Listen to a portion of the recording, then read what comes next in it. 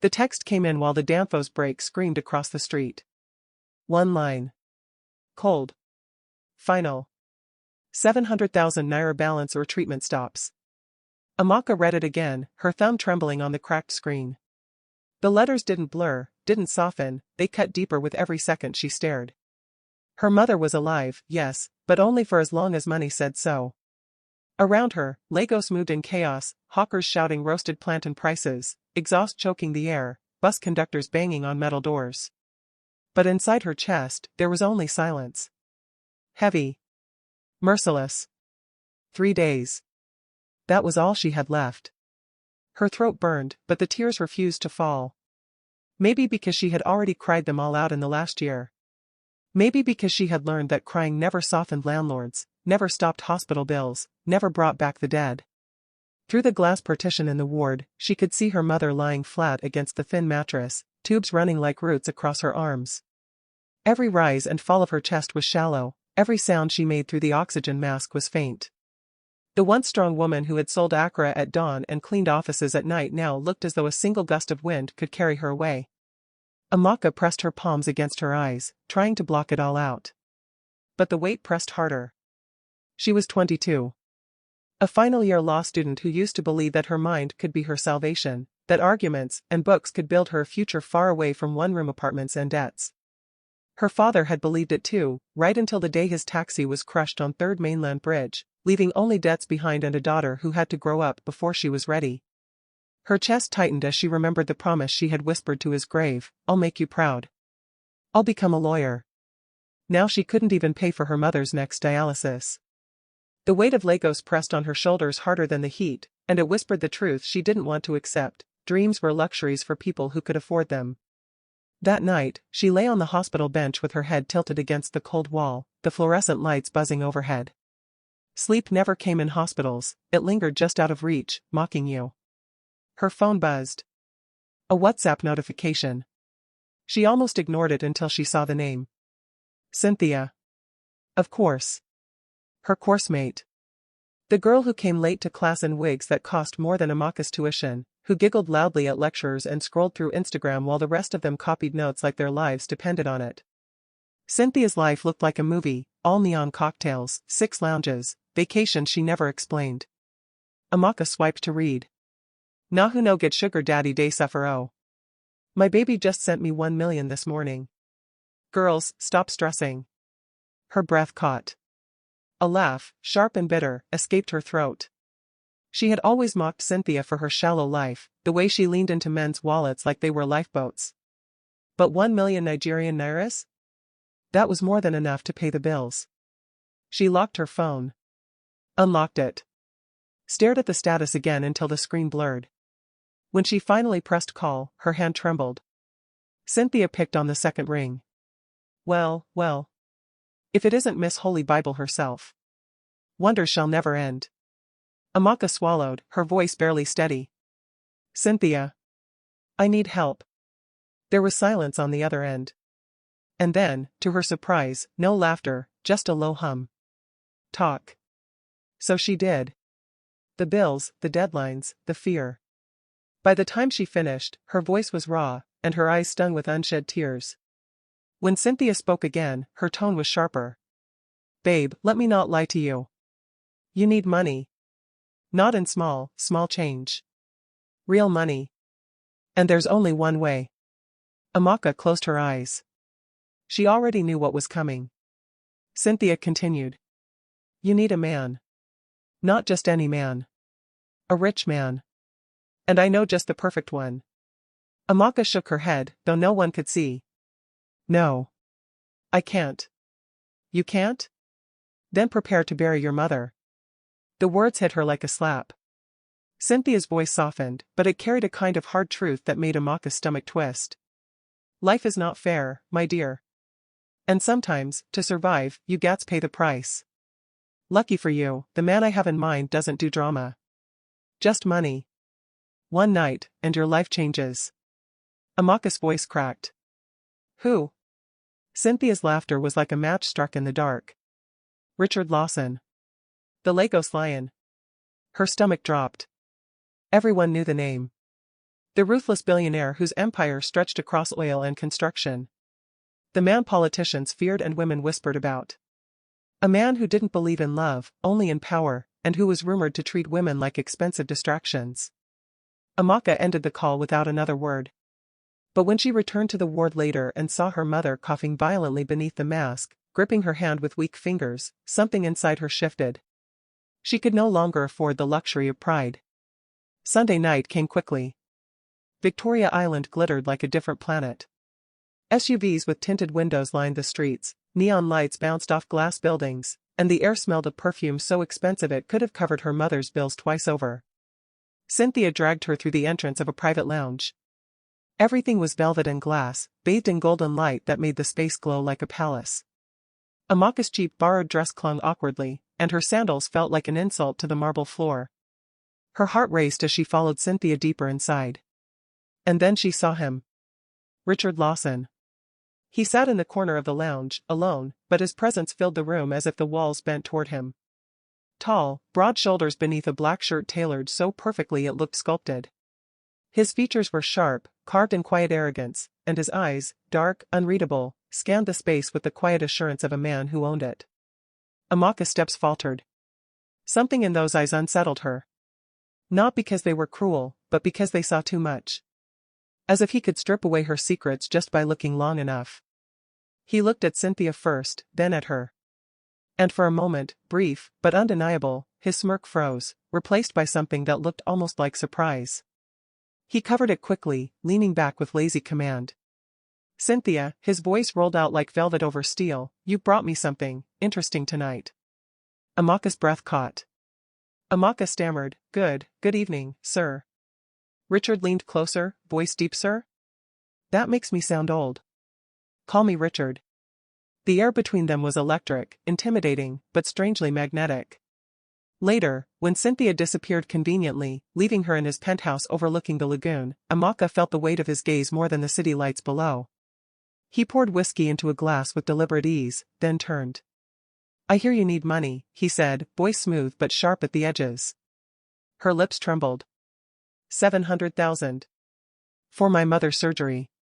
He handed her the glass, stepping close enough that his cologne, rich, intoxicating, wrapped around her like a trap. One night with me, he said simply, and I'll give you 5 million.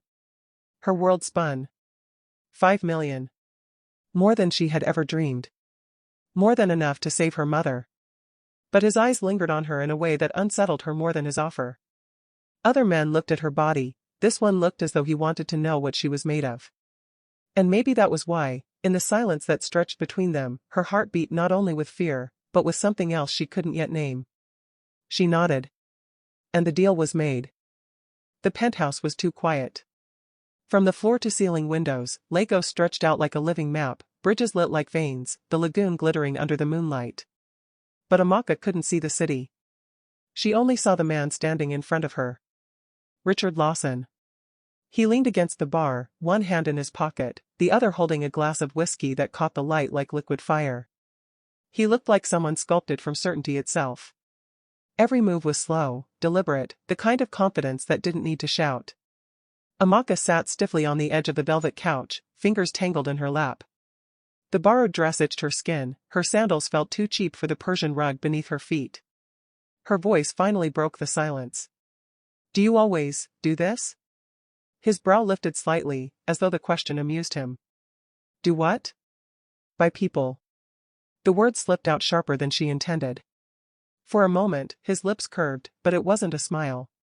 I don't buy people, Amaka. I buy time. Control. Convenience. His eyes held hers, unwavering. You're the one who agreed to be here. Her cheeks burned, shame and anger tangled together.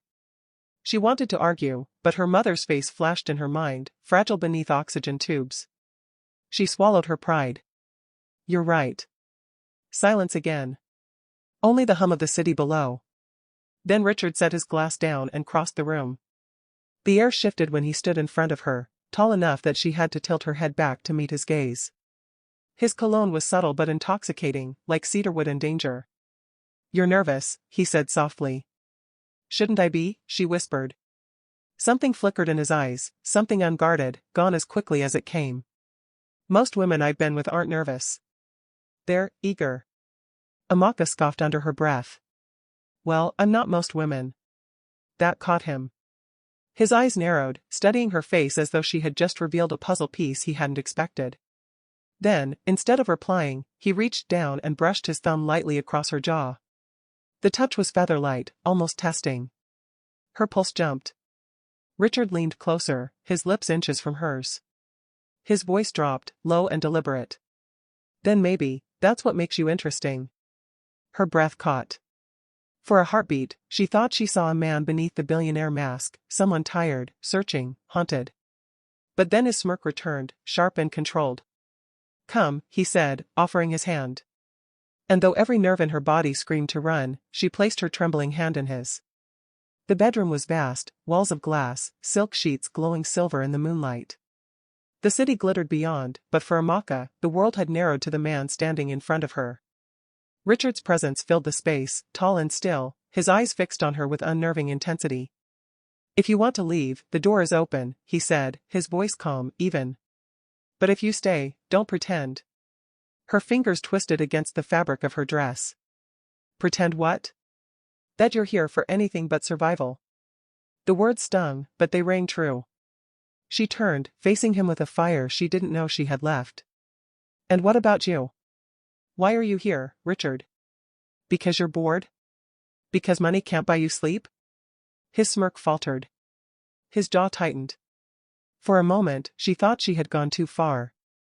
But then, instead of anger, he stepped closer, slowly, like a predator intrigued rather than threatened.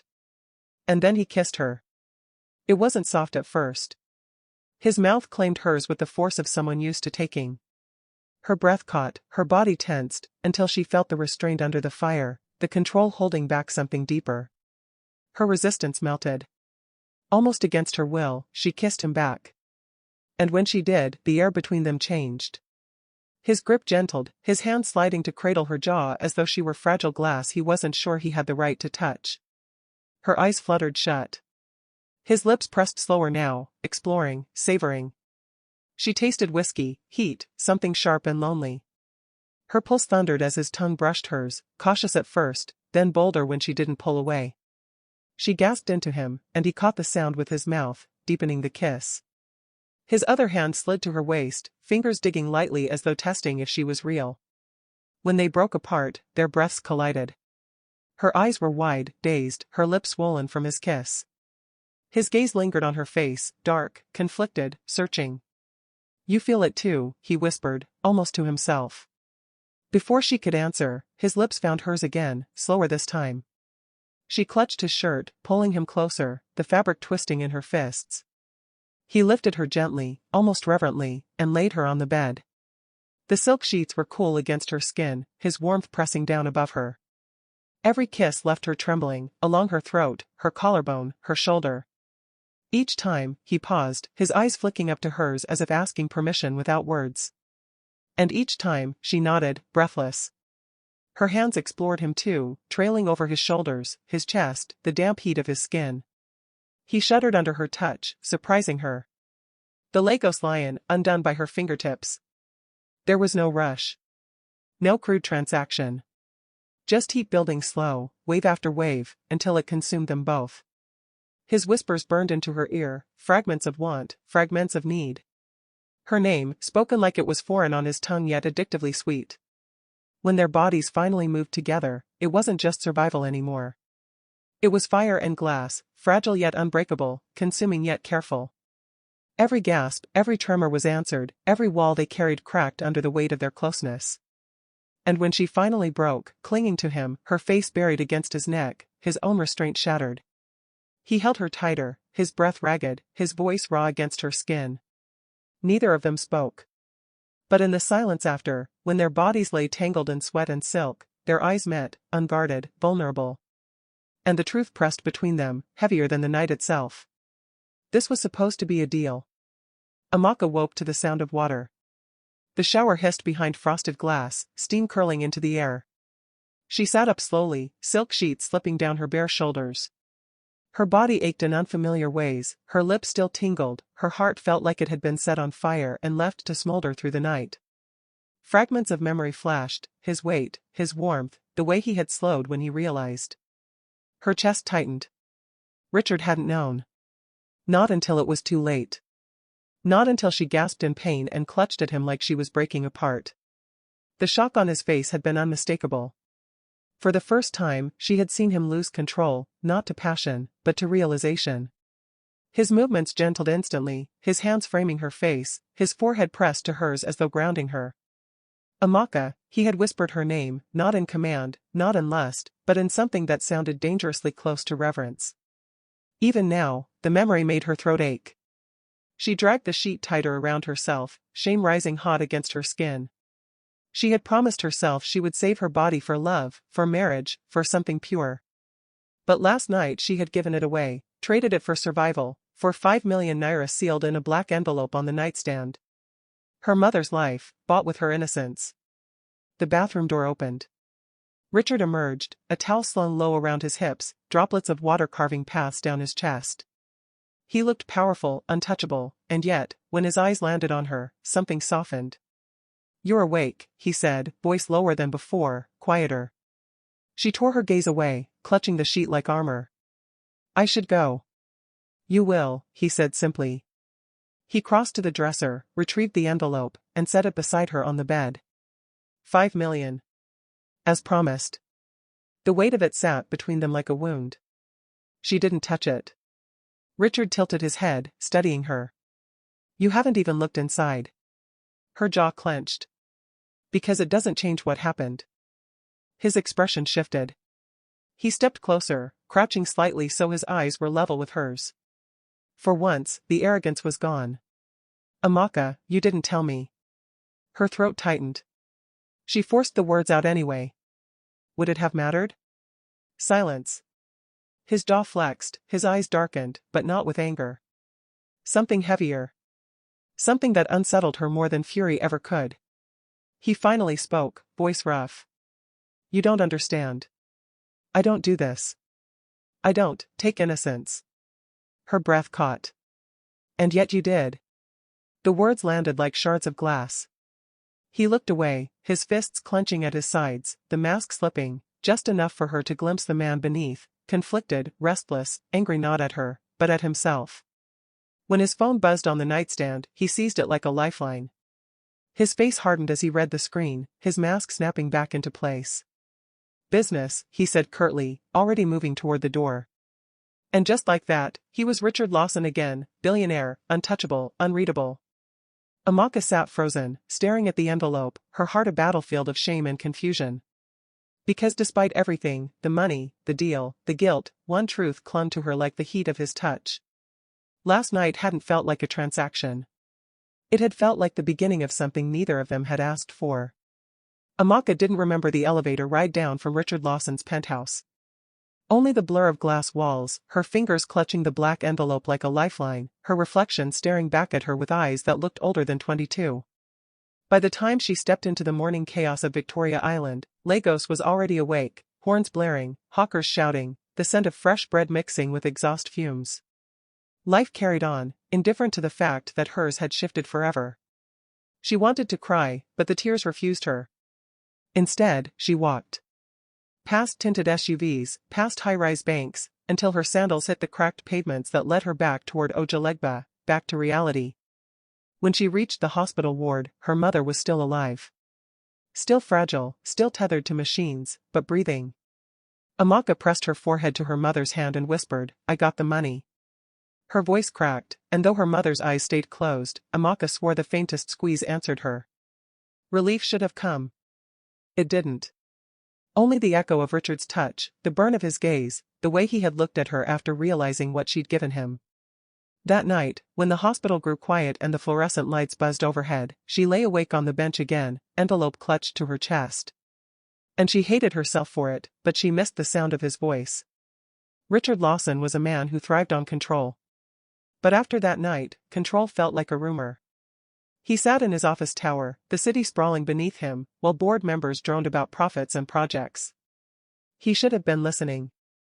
Instead, his mind betrayed him, replaying fragments he couldn't erase, the sharp gasp when she flinched, the defiance in her voice, the fire in her eyes when she said, "Would it have mattered?"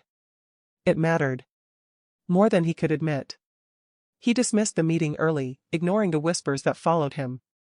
In his penthouse later, he poured a drink and stared out at the lagoon. Lagos had always been to him, money had always obeyed him, yet a girl from Ojalegba had left him restless, guilty, hungry. He told himself it was nothing. A mistake. A transaction. She would take the money, disappear, and his life would return to order. But order never came. 2 days later, Amaka returned to campus. The world of law books, crowded lecture halls, and cheap cafeteria food felt strange after nights spent in silk sheets and glass walls. Cynthia spotted her instantly. "Ah. Madam Sharp girl," she teased, her eyes darting to the handbag Amaka now carried, the only thing she had allowed herself to buy. "So? One night with the lion and hospital bills clear. I told you na, no day hard." Amaka's stomach turned. "It's not something to joke about." Cynthia rolled her eyes, unbothered. "Don't form holy jare. You did what you had to do. Forget that one night na nothing to him, and to you, it's survival. End of story." Amaka wanted to believe that. She needed to believe that. But that evening, her phone buzzed. A single message. "Richard, how is your mother?" Her chest tightened. She typed slowly. "She's stable. The surgery is scheduled." Seconds later, his reply came. "Richard, good. I'll cover the rest of the bills. Don't argue." She stared at the screen, anger and gratitude colliding. Her thumbs moved before her mind caught up. "No. You've done enough. I don't want your money anymore."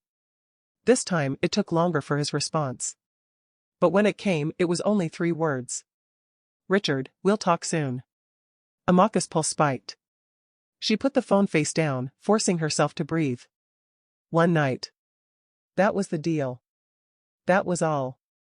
But something in his tone told her the lion wasn't done. Amaka thought ignoring him would make him disappear. For 3 days, she buried herself in lectures, in caring for her mother, in pretending she could return to the girl she was before that night. She told herself Richard Lawson was a storm she had passed through, fierce, destructive, but temporary. Then the black SUV pulled up in front of the hospital gates. Its tinted window rolled down, and there he was, calm, controlled, the Lagos lion himself, as if he had simply decided that the world would pause until he arrived. Amaka froze. Her pulse slammed against her ribs. Around her, nurses whispered, hawkers stared, security guards stiffened. He didn't belong here, yet he owned the space the moment he appeared. "Get in," Richard said, voice low but commanding. Her lips parted in shock. "What are you doing here?" "Talking." His gaze held hers, steady, unrelenting. "And I don't like doing it on the street." Every instinct screamed at her to run, to turn back into the hospital and slam the door shut behind her. But another instinct, darker, curious, rooted her to the ground. Her feet moved before her pride could stop them. She slid into the leather seat. The SUV door shut with a soft thud, sealing Amaka into leather and silence. The air smelled faintly of cedarwood and something sharper, like him. Her fingers knotted in her handbag strap. "You shouldn't be here." Richard leaned back, one arm draped casually across the seat, casual only on the surface. His eyes never left her. "And yet, here I am." "You already gave me more than I asked for," she said quickly, words tumbling out like stones. "I don't owe you anything." His lips curved, not quite a smile. "You think this is about debt?" Her pulse stumbled. "Then what is it about?" Richard didn't answer at once. He studied her as though weighing whether the truth was worth speaking. Finally, he said, "You left that morning as if I was nothing. People don't walk away from me like that." Something in his voice, low, controlled, sent a shiver up her spine. "Maybe because they're afraid of you." "And you're not?" Her throat tightened. She wanted to say yes. To say she was terrified, that he was a storm she had no business stepping into. But the words stuck. "I'm not like them." For the first time, his gaze shifted, softer, almost curious. "No. You're not." The SUV stopped by the lagoon. The city hummed in the distance, but here it was just water and wind, the horizon painted with fading light. Richard stepped out first, then waited, not commanding this time, just waiting. She joined him, the breeze tugging at her hair. He spoke without looking at her. "This is where I come when the noise gets too loud." Amaka blinked. It wasn't a confession. It was a crack. "The noise of what?" she asked. His jaw flexed. "Everything." A pause, then his eyes flicked to hers. "You'll learn, if you stay in my world, that silence is the rarest currency." Her chest tightened. He was telling her something without saying it outright, that beneath the power, the wealth, there was exhaustion. She tilted her face toward the water. "Silence doesn't scare me." The corner of his mouth lifted, faint, almost reluctant. "Most women fill silence with chatter. Or demands. You sit in it." She turned to him then, meeting his gaze steadily. "Maybe that's because I'm not here to impress you." The night breeze skimmed the surface of the lagoon, scattering light across the water like broken glass. Amaka stood at the railing, her hands clutching the cool metal, willing her heart to steady.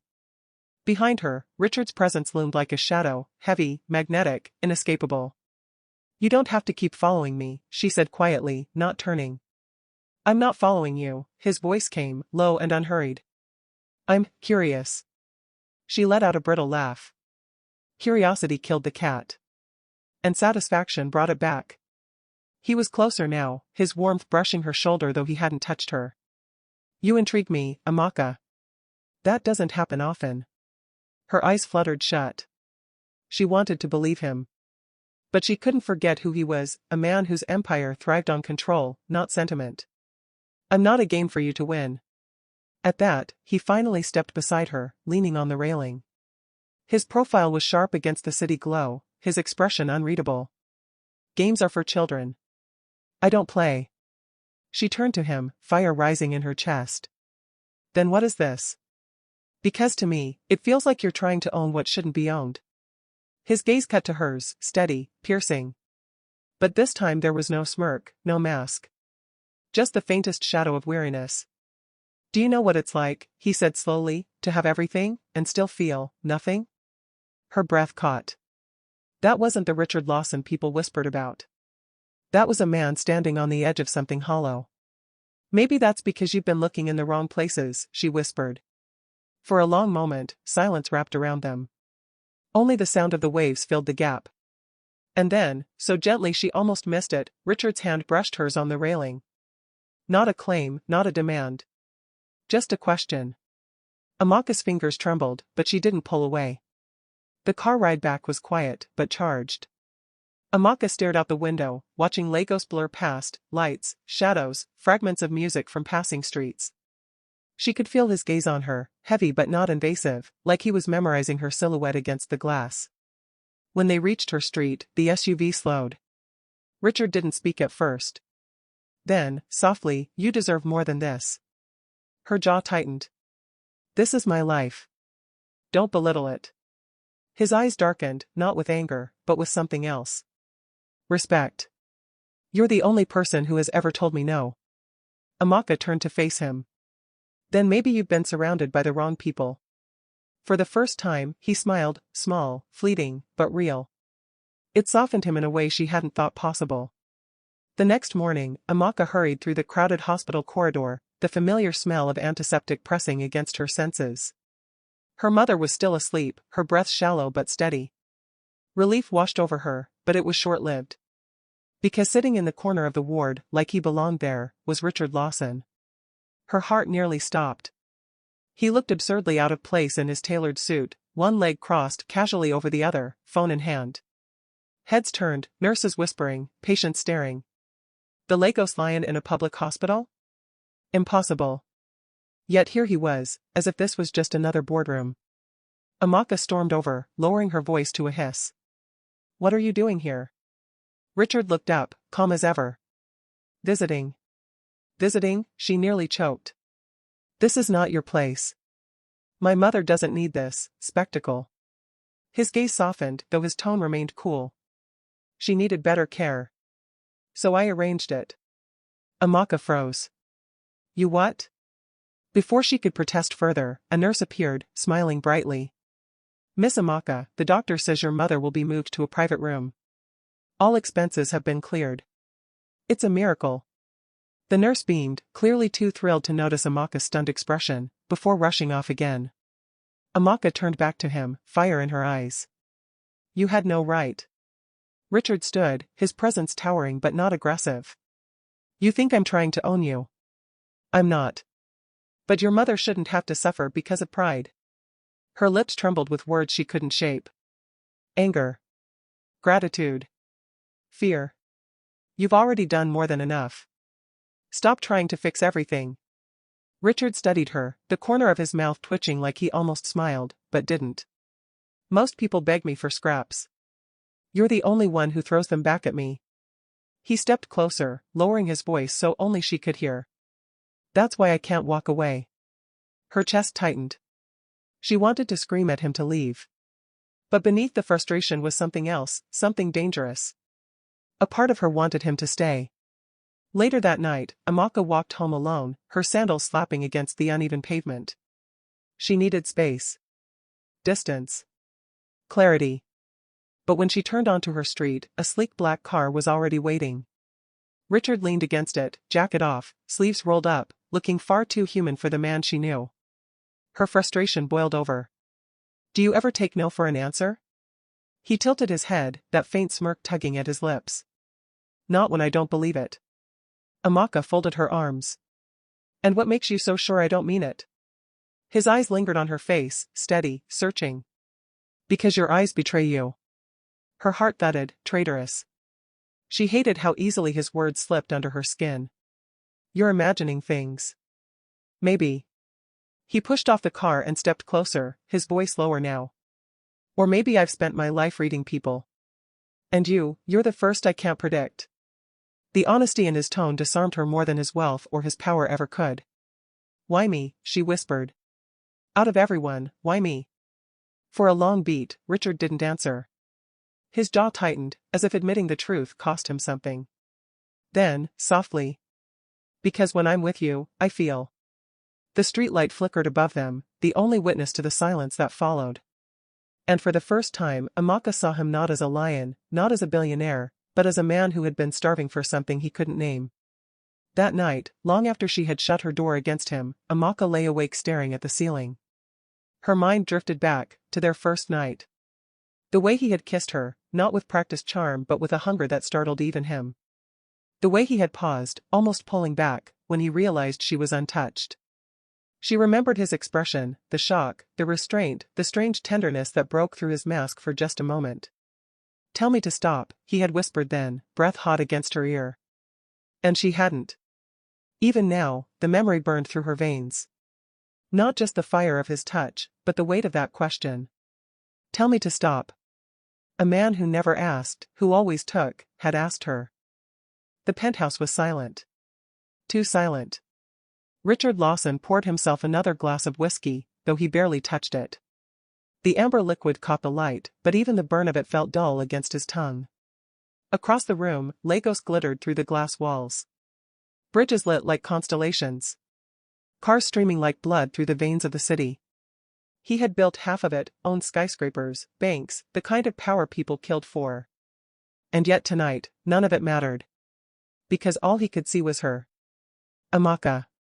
The girl who had walked into his life trembling, terrified, and yet somehow refused to bow.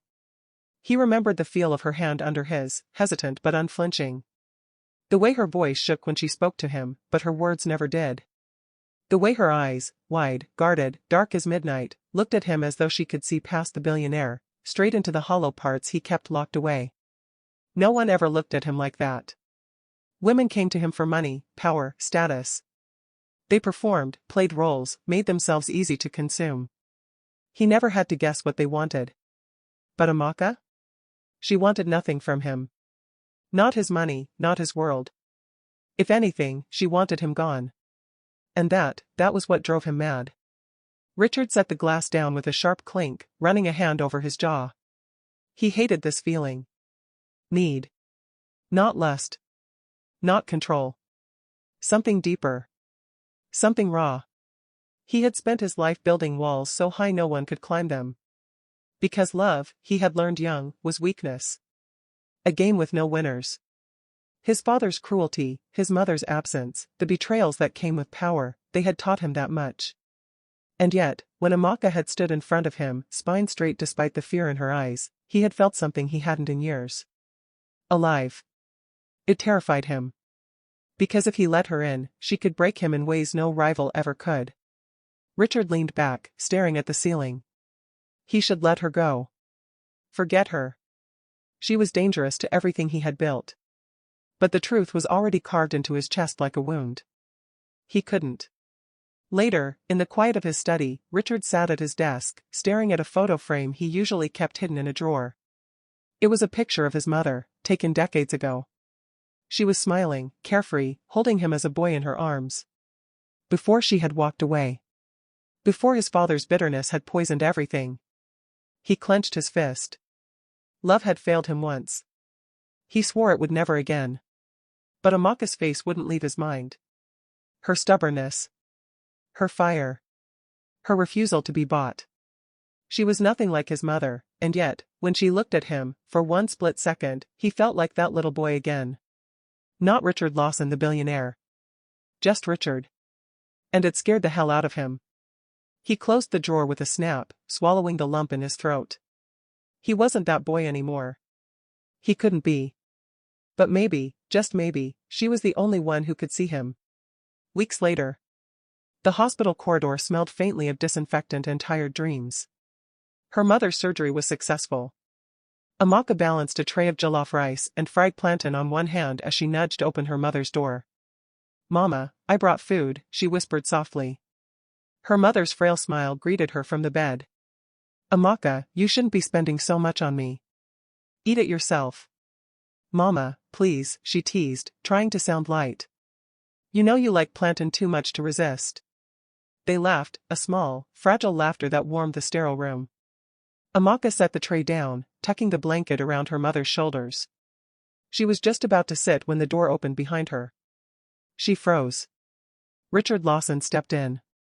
He wasn't in his usual armor of suits. Tonight, he wore a simple dark shirt, sleeves rolled up, no tie. Still, he filled the room with an ease that made her chest tighten. "Good evening," he said, his voice smooth, but quieter than usual. Amaka's eyes widened. "What are you doing here?" Her mother blinked, surprised. "Amaka, is this your friend?" "Mama," she stammered, "he's just..." Richard moved forward, cutting her off gently. "My name is Richard. I work with your daughter." Amaka shot him a sharp look. "Work with?" But her mother's face softened with gratitude. "You must be kind, then. Amaka doesn't bring people here often." Richard smiled politely, but his eyes never left Amaka's. "It's an honor to meet you, ma'am." Amaka's chest tightened. She hated how easily he slipped into her world, how naturally he fit beside her despite belonging to a world so far away. Later, after her mother had fallen asleep, Amaka followed him out into the corridor. "You had no right to come here," she hissed under her breath. He stopped, turning to face her, expression unreadable. "I wanted to see her." "Why?" His silence stretched, his gaze steady on hers. "Then, finally, because she matters to you. And you matter to me." Amaka's stomach twisted. "Don't say things like that. You don't mean them." His jaw tightened, his eyes flashing with something raw. "You think I don't?" "Amaka, I don't chase people. I don't need to. But here I am." Her lips parted, her chest aching with confusion. "You're supposed to be untouchable. Cold. The man who never lets anyone close." "Why me?" Richard's breath caught. For a moment, he seemed almost lost. "Because you don't want anything from me," he said finally, voice low. "You look at me, and I'm not Richard Lawson the billionaire. I'm just a man. Do you know how rare that is?" The sincerity in his tone rattled her more than his money ever could. She looked away, blinking back the heat in her eyes. "This isn't fair, Richard. You gave me enough to save my mother. That's all I needed. You should let me go." He stepped closer, so close she could feel his warmth even in the cold corridor. "What if I don't want to?" Her breath caught. For the first time, there was no mask, no smirk, just a man standing in front of her, admitting something he didn't know how to control. And that terrified her more than anything. The corridor lights flickered faintly as Amaka leaned back against the wall, trying to breathe. Richard had left, just like that, without another word. His cologne lingered in the air, warm and unsettling. She pressed her palms against her face. He was making everything too complicated. But when she returned to her mother's room, she froze. On the side table, next to the untouched tray of food, lay a small white envelope. Her name. Written in his hand. Amaka's throat tightened. She didn't open it, didn't need to. She could already guess. Money. He had promised her enough. Why couldn't he stop? Why couldn't he let her go? She shoved it into her bag before her mother could see, forcing a smile. Mama, get some rest. I'll be back in the morning. But as she walked out of the hospital into the Lagos night, she couldn't shake his voice from her head. Because she matters to you. And you matter to me. Richard sat alone in his penthouse, whiskey untouched on the table. Lagos shimmered beneath him, restless and alive, but his mind was elsewhere. Her face. The way she had looked at him in that corridor, torn between fury and something she didn't want to name. He ran a hand through his hair, almost laughing at himself. He was Richard Lawson. He didn't wait. He didn't explain. He didn't chase. And yet, every instinct told him to walk away. But the memory of her eyes, the fire in her voice, kept pulling him back. With a quiet curse, he reached for his phone. Find out what the hospital needs, he told his assistant. Equipment. Medicine. Bills. No names, no noise.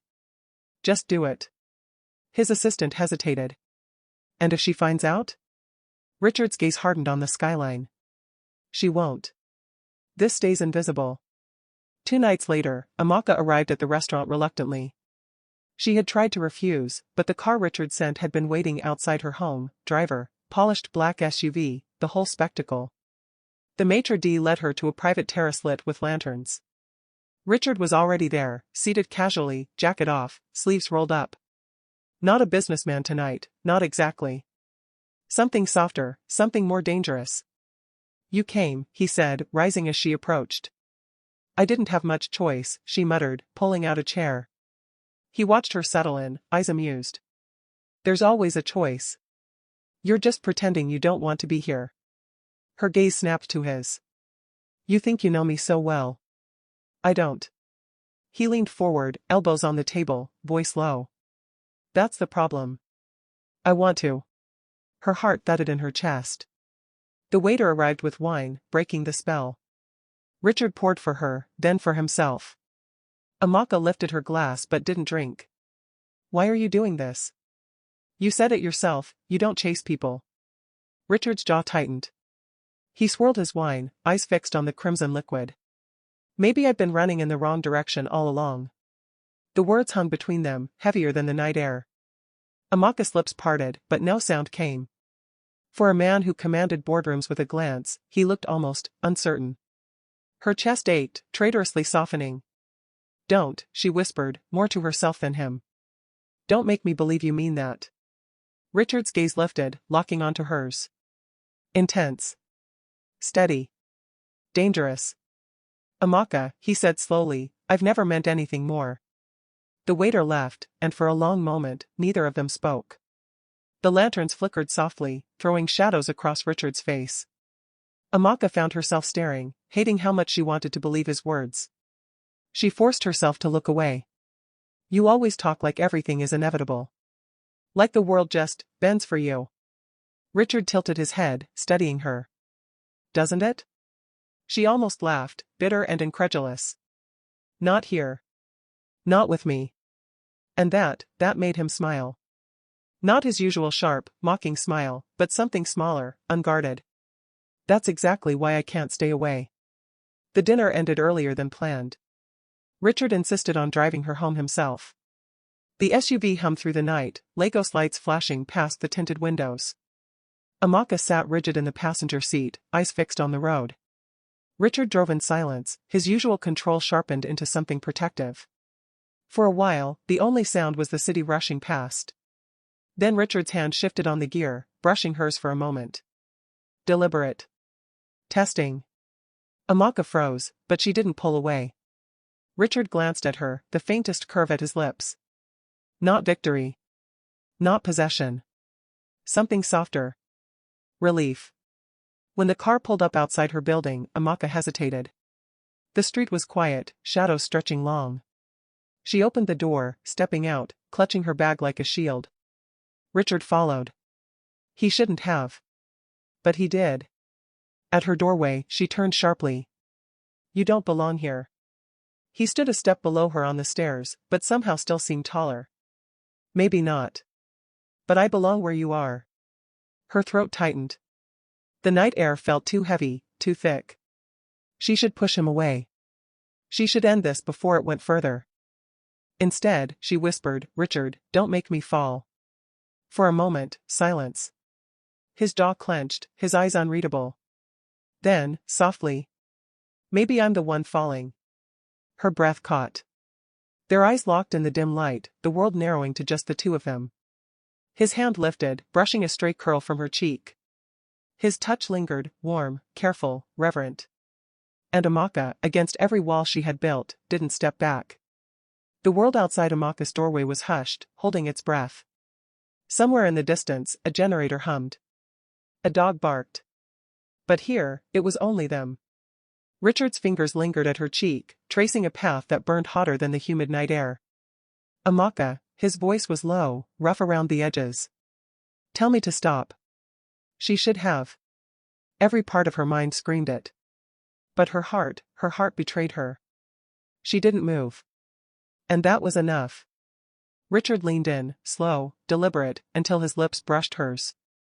A question, not a command. Her breath hitched. Then, with a trembling exhale, she answered. She kissed him back. The contact was soft at first, tentative, almost fragile, like neither of them dared to break it. But then his hand slid to the back of her neck, pulling her closer, and the kiss deepened. Fierce, desperate, yet unbearably sweet. When they finally broke apart, their foreheads rested together, breaths mingling in the night air. Amaka's chest rose and fell too quickly. You shouldn't have done that, she whispered, though her voice shook with betrayal she didn't believe herself. Richard's lips curved faintly, but there was no smirk, just raw honesty. I had to. Why? She whispered. His eyes searched hers, every wall stripped away. Because for the first time in my life, I don't want control. I just want you. Her breath caught. His confession sank into her, frightening and beautiful all at once. I told myself you were just a deal, he continued, voice low, forehead still pressed to hers. A distraction. But every time you push me away, every time you look at me like I'm just a man and not a name, I fall deeper. Amaka's hands trembled where they clutched his shirt. She wanted to deny it, to run, but the truth pressed against her ribs, she was falling too. Silence wrapped around them again, but it wasn't empty. It was thick with everything unspoken. Finally, Richard whispered, almost like a vow, don't ask me to let go, Amaka. Because I can't. And in her heart, she knew he meant it. Amaka couldn't breathe. Not because of the kiss, though her lips still tingled, her chest still ached from how close he had held her, but because of what it meant. She had let him in. Her back found the cool wooden door of her apartment as she slipped inside, away from his gaze. Her hands pressed against it as though she could hold herself together. The silence of her tiny flat was deafening compared to the way her pulse thundered in her ears. She touched her lips, closing her eyes. Richard Lawson kissed me. The thought felt dangerous. Unreal. Like playing with fire. And yet, she hadn't wanted to stop. Foolish girl, she muttered, pacing the narrow space between her bed and the window. This isn't supposed to happen. He doesn't love. He doesn't commit. Cynthia warned you. Her words faltered. Because no warning had prepared her for that. For the way his forehead had rested against hers, for the tremor in his voice when he confessed, for the rawness in his eyes when he said he couldn't let go. That wasn't the Richard the world talked about, ruthless, cold, untouchable. That was just a man. And God help her, she believed him. Her chest tightened as she glanced at the small photo frame on her nightstand, her mother, smiling before illness dimmed her light. Amaka sank onto the bed, clutching it. "He scares me, Mama," she whispered to the photo. "Because he makes me want things I promised myself I'd never want." She closed her eyes, tears stinging. A future. A love that feels like more than survival. And yet, under all the fear, there was something she couldn't deny. For the first time since her father's death, since every struggle hardened her heart, she felt seen. Not for what she owed, not for what she lacked, not for what she could give. Just, seen. Her hand shook as she whispered into the stillness, "I think I'm already his, and I don't know how to stop it." The ward smelled faintly of antiseptic and talcum powder. Amaka sat on the edge of the bed, peeling an orange into neat slices for her mother. Her mother chewed slowly, watching her with sharp, tired eyes that missed nothing. "You've been smiling more these days," Mama said suddenly. Amaka blinked. "Smiling? Me?" "Don't pretend," Mama teased weakly, her voice hoarse but playful. "I know my daughter's face. Something has changed." Amaka busied herself with the orange, heart pounding. "It's just work. Nothing else." Mama tilted her head. "Is it work, or is it that tall man who comes by when you're not looking?" The orange slipped from Amaka's fingers. "Mama." Her mother chuckled softly, though it turned into a cough. Amaka hurried to hand her water, but Mama waved her off. "Don't act surprised. Nurses talk. Patients talk.